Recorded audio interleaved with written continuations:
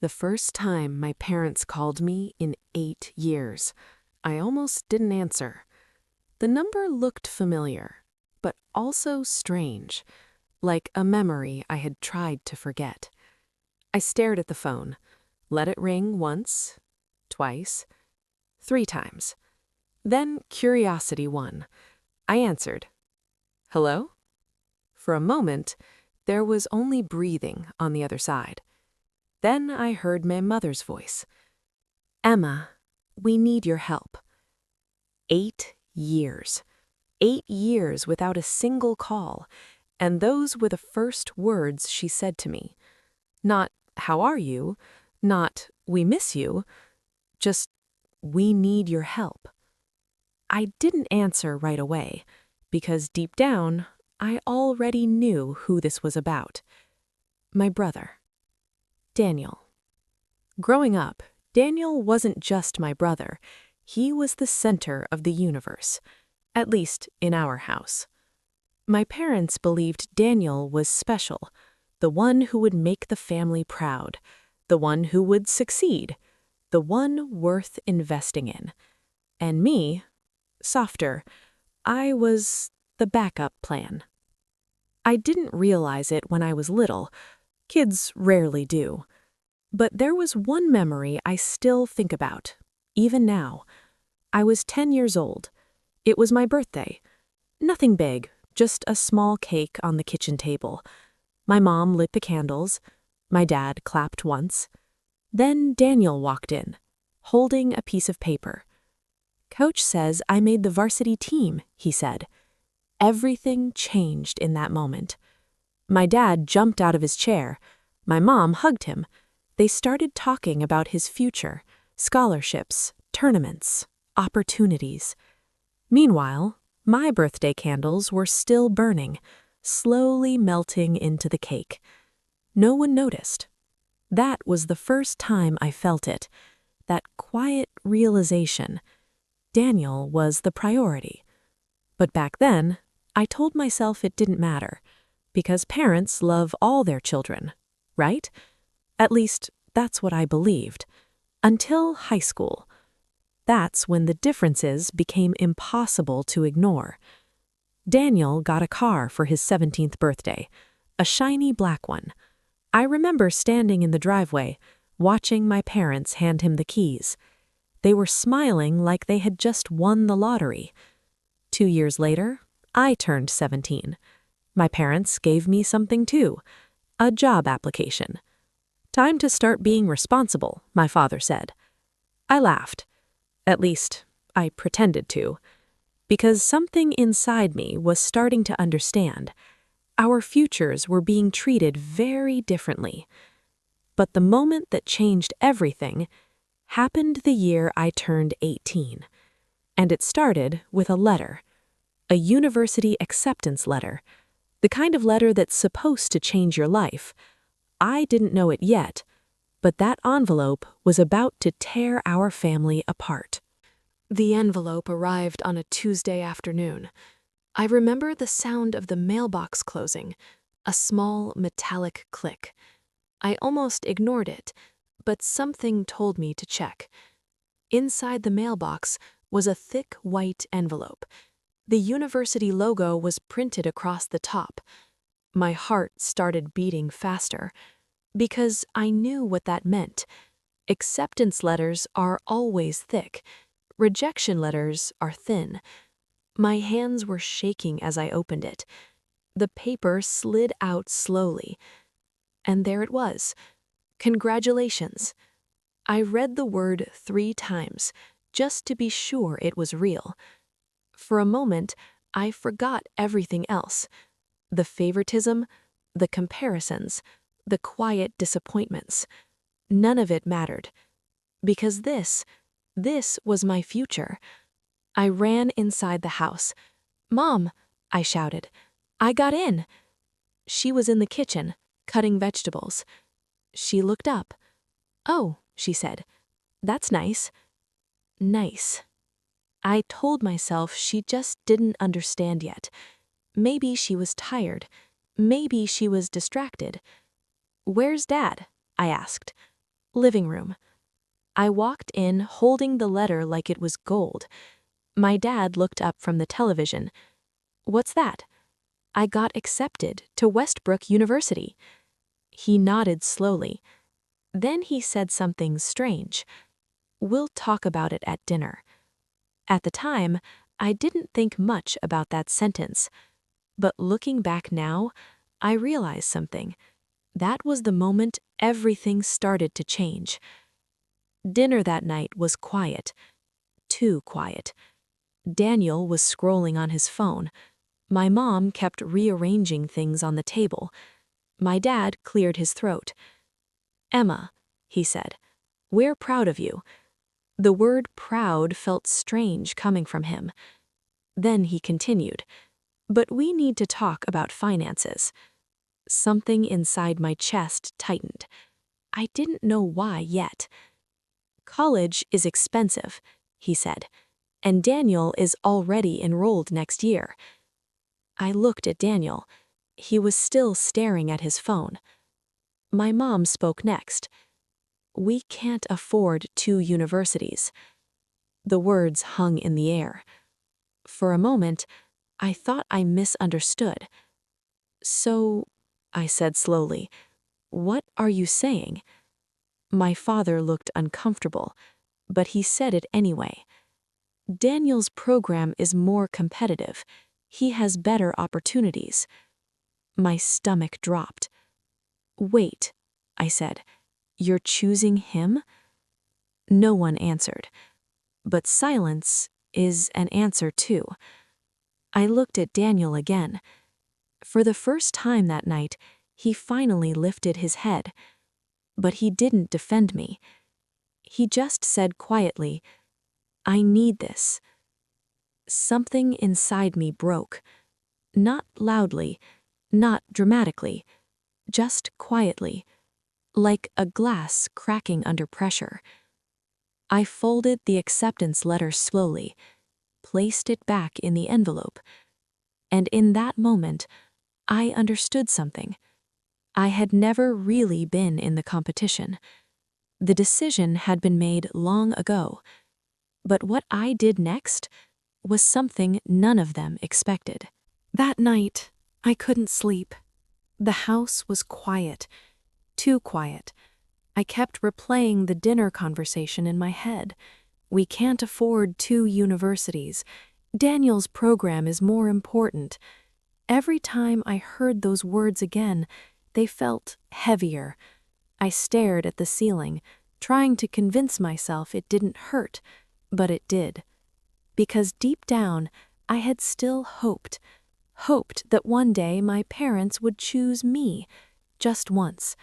Around midnight, I heard footsteps in the hallway, slow, careful, then a soft knock on my door. "Emma?" It was Daniel. For a moment, I didn't answer. Then I said quietly, "Come in." He opened the door halfway, like he wasn't sure he was welcome. We looked at each other in silence. Something about that moment felt strange, because for the first time, Daniel didn't look confident. He looked uncomfortable. "I didn't know they were going to say that," he said. I nodded slowly, but inside, I wasn't sure if I believed him. "You didn't stop them," I said. Daniel rubbed the back of his neck. "They just think my program is more competitive." I laughed quietly, not because it was funny, but because the explanation felt so familiar. It was the same excuse they had used my entire life. Daniel looked at the floor. Then he said something I didn't expect. "You're stronger than me anyway." I frowned. "What does that mean?" "It means you'll figure things out," he said. "You always do." And then he left. The door closed softly behind him. I sat there for a long time, thinking about what he said. Maybe he was right. Maybe I would figure things out. But one thing had become very clear. If I stayed in that house, my future would always come second. So I made a decision. I got out of bed, opened my closet, and pulled out an old suitcase. The zipper sounded loud in the quiet room. I packed slowly. A few clothes, my notebooks, the acceptance letter. Every few minutes, I paused, listening. Part of me expected my parents to walk in, to say something, anything. But the hallway stayed silent. When the suitcase was finally full, I sat on the edge of the bed, looking around the room. This had been my world for 18 years, and suddenly it felt very small. I carried the suitcase downstairs. The wooden steps creaked under my feet. Halfway down, I stopped, because I realized something strange. I wasn't angry, just tired. Tired of trying to prove I mattered. I reached the front door, placed my hand on the handle, and waited. 1 second, 2 seconds, 3. Some small part of me hoped someone would stop me, but no one did. So I opened the door and walked out. At the time, I thought that was the end of my story with my family. I didn't know it yet, but 8 years later, they would call me again, begging for help. The first night on my own felt strangely quiet. Not peaceful, just empty.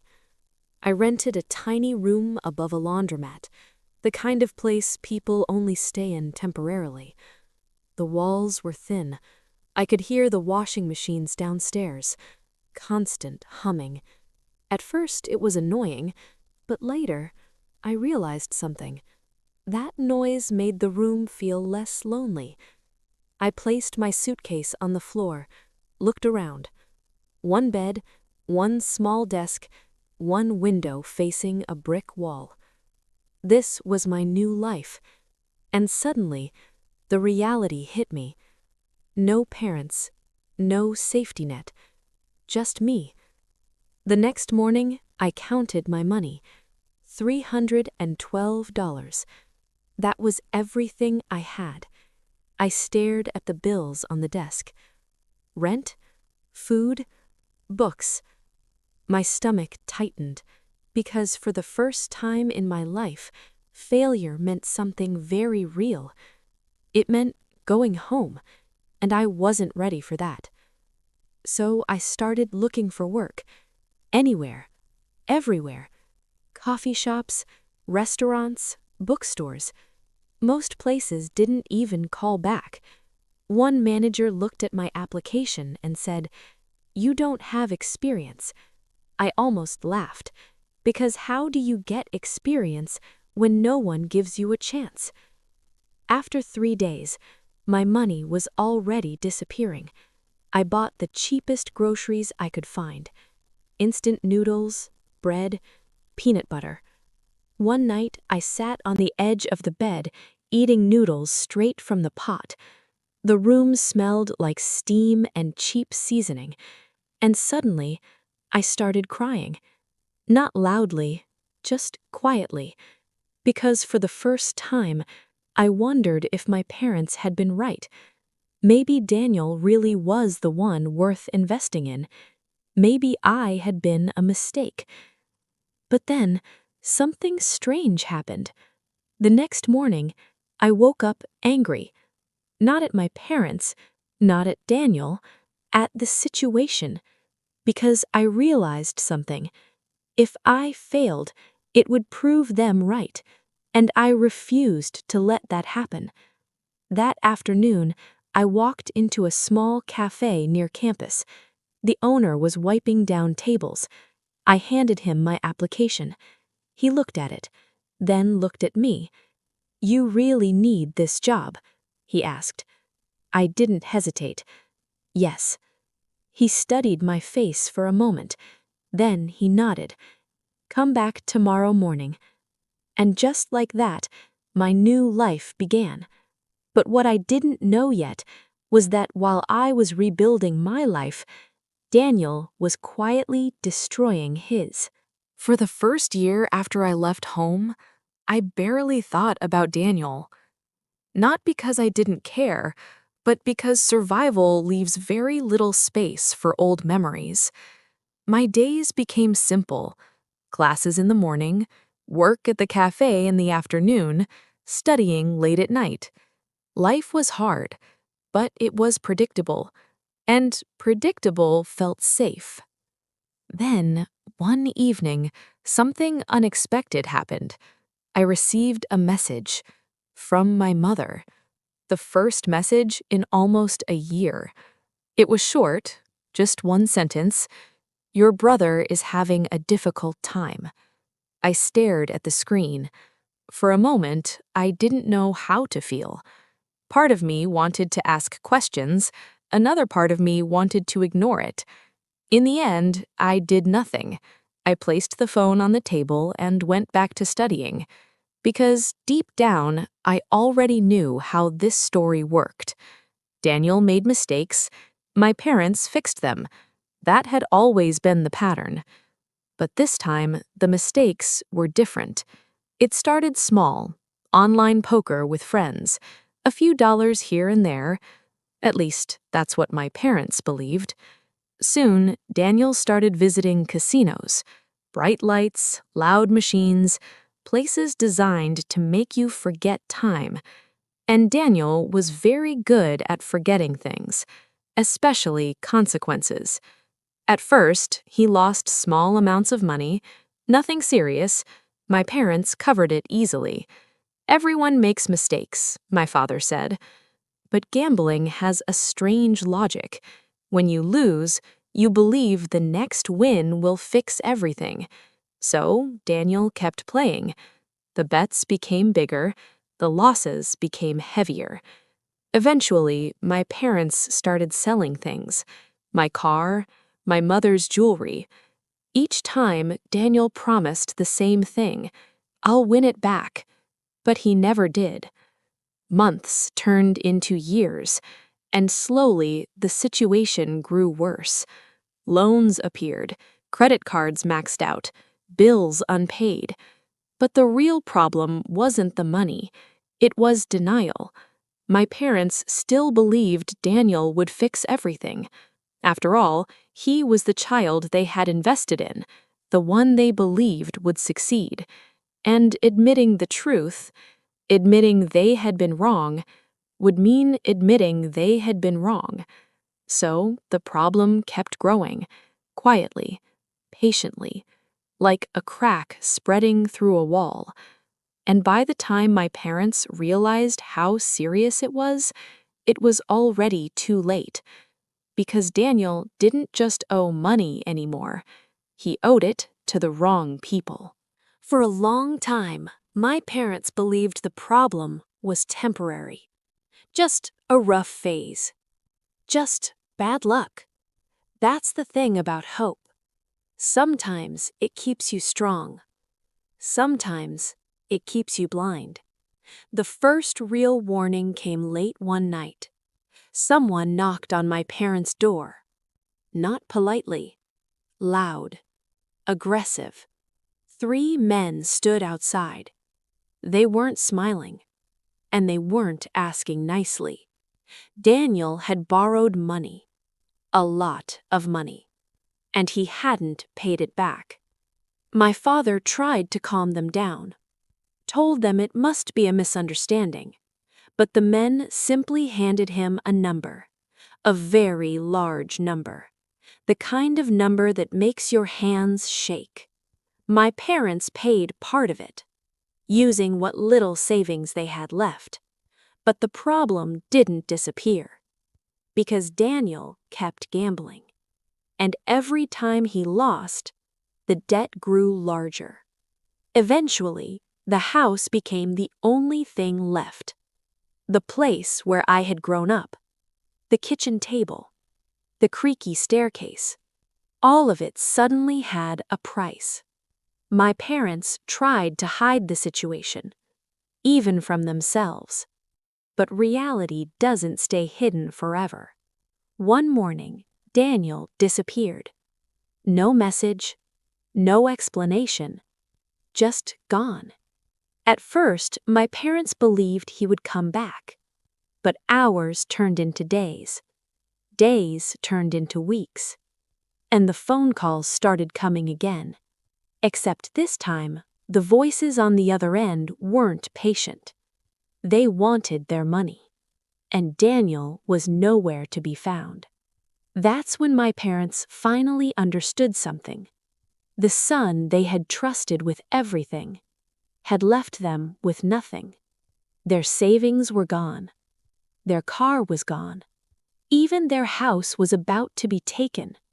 And for the first time in years, they thought about their other child, the one they had forgotten, me. So my mother picked up the phone, scrolled through her contacts, and stopped at my name. Then she pressed call. Which brings us back to the moment when I heard her voice again. Emma, we need your help. The drive back home felt longer than I remembered. The same roads, the same old buildings, but everything looked smaller now. Maybe because I had changed, or maybe because this place had never been as big as it felt when I was a child. I parked across the street and just sat there. The house looked older, paint fading, the front yard unkempt. For a moment, I thought about leaving, just driving away, pretending the phone call never happened. But curiosity is a powerful thing, so I stepped out of the car. Each step toward the house felt heavier, like walking back into a memory I had spent years trying to escape. When I reached the door, I hesitated. My hand hovered above the handle. Then I knocked. The door opened slowly. My mother stood there. For a moment, we just stared at each other. She looked older, more tired, but her eyes were the same.